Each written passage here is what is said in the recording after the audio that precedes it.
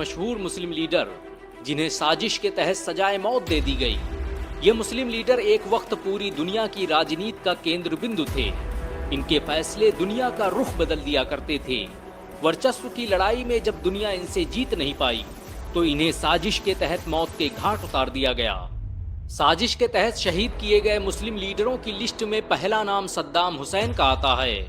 इन्हें आज भी इराक का सबसे लोकप्रिय हुक्मरान कहा जाता है। सद्दाम हुसैन ने इराक के लिए जो किया वो आज तक कोई नहीं कर पाया। उनकी दौरे हुकूमत में इराक साइंस और टेक्नोलॉजी के क्षेत्र में आसमानों पर पहुंच गया था। उनकी दौरे हुकूमत में ही इराक आधुनिक मिसाइलों को बनाने में कामयाब हो पाया। सद्दाम हुसैन की बढ़ती लोकप्रियता और उनकी कामयाबियों को देखते हुए अमेरिका ने साजिश के तहत उन पर 148 लोगों को मारने और परमाणु हथियार रखने का इल्जाम लगाकर मुकदमा चलाया। सद्दाम हुसैन फिलिस्तीन की आजादी के समर्थक थे और ये बात भी अमेरिका और उसके सहयोगियों को नागवार गुजरती थी। 30 दिसंबर 2006 को अमेरिका के इशारे पर सद्दाम हुसैन को फांसी देने का आदेश दे दिया गया। सद्दाम हुसैन को जिस दिन फांसी दी गई वो बकरा-ईद का दिन था। मुसलमान एक तरफ जानवरों को कुर्बान कर रहे थे तो अमेरिका सद्दाम हुसैन को फांसी पर चढ़ते वक्त सद्दाम के माथे पर एक भी शिकन न थी। उनकी जबान पर कुरान की आयतें जारी थी। उनके दाएं हाथ में कुरान थी तो बाएं हाथ में तस्बीह व मुसल्ला। फांसी पर चढ़ने से पहले उन्होंने कुरान जल्लाद के हवाले की और अल्लाहू अकबर के नारे के साथ फंदे पर पहुंच गए। सद्दाम ने उस कपड़े को भी पहनने से मना कर दिया जो आमतौर पर फांसी के वक्त पहनाया जाता है। सद्दाम को आज भी दुनिया हीरो के रूप में देखती है। साजिश के तहत शहीद किए गए मुस्लिम लीडरों की लिस्ट में दूसरा नाम शाह फैसल का आता है। सऊदी अरब अगर आज इतना ताकतवर है तो उसके पीछे सबसे बड़ा हाथ शाह फैसल का है। सऊदी अरब में सैटेलाइट टेक्नोलॉजी से लेकर मोबाइल और टीवी को लाने का काम शाह फैसल ने ही किया था। उनके ही दौर में OIC की रूपरेखा तैयार की गई जो 57 मुस्लिम देशों का सबसे बड़ा संगठन है। बेल्जियम सहित दुनिया के बहुत से देशों में इनके कहने पर ही मस्जिदें बनाई गई। शाह फैसल अमेरिका को उसकी औकात दिखाने वाले पहले राजनेता थे। 1973 में अरब इजराइल जंग के दौरान जब अमेरिका ने सऊदी अरब को धमकी दी कि अगर तुमने तेल सप्लाई शुरू नहीं की तो हम तेल के कुओं पर बमबारी कर देंगे, तुम्हें जंगलों में रहने पर मजबूर कर देंगे, तब शाह फैसल ने जवाब दिया कि तुम तेल के बगैर जी नहीं सकते, चल नहीं सकते, लेकिन तुम्हें पता नहीं कि हम रेगिस्तान से आए हैं। हमारे पुरखों ने खजूर और दूध पर जिंदगी गुजार दी। हम पीछे जाकर फिर से वहीं से जिंदगी शुरू कर सकते हैं, लेकिन किसी बेगुनाह का खून नहीं बहने देंगे। अगर बात फिलिस्तीन की है तो वो आजाद होकर रहेगा। शाह फैसल दिन ब दिन अमेरिका के लिए खतरा बनते जा रहे थे। पहली बार कोई मुस्लिम राजनेता था जिसने अंतर्राष्ट्रीय स्तर पर अमेरिका को आंखें दिखाई थी। यही वजह है कि अमेरिका ने CIA की मदद से एक मीटिंग के दौरान उनकी हत्या करवा दी। उनकी हत्या करने वाला कोई और नहीं बल्कि खुद उनका भतीजा फैसल बिन मुसाद था। कहा जाता है कि वो एक CIA एजेंट था और अमेरिकी खुफिया एजेंसी के लिए काम कर रहा था। साजिश के तहत शहीद किए गए मुस्लिम लीडरों की लिस्ट में तीसरा नाम मोहम्मद मुर्सी का आता है। ये लोकतांत्रिक तरीके से चुने गए मिस्र के पहले राष्ट्रपति थे।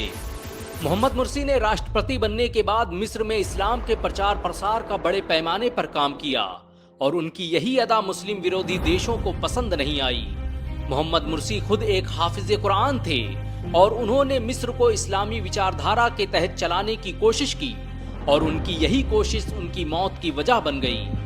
अमेरिका, इजराइल और उनके सहयोगी देशों ने मोहम्मद मुर्सी और उनकी पार्टी मुस्लिम ब्रदरहुड पर विरोधी नेताओं और पत्रकारों को कत्ल करने का इल्जाम लगाकर उन्हें गिरफ्तार करवा दिया। वजह बस यही थी कि मोहम्मद मुर्सी इस्लामी विचारधारा को पसंद करते थे।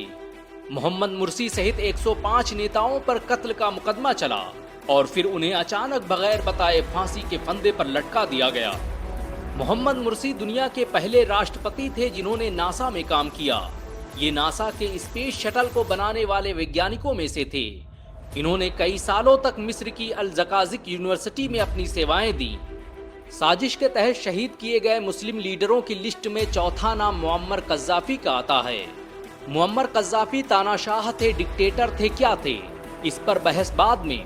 लेकिन लीबिया को बर्बाद करने और उन्हें कत्ल करने में यूनाइटेड नेशन से लेकर नाटो और दुनिया भर के मुस्लिम विरोधी देश शामिल थे। मुअम्मर कज़ाफी ने 40 सालों तक लीबिया पर हुकूमत की और लीबिया को तरक्की की बुलंदियों पर पहुंचा दिया।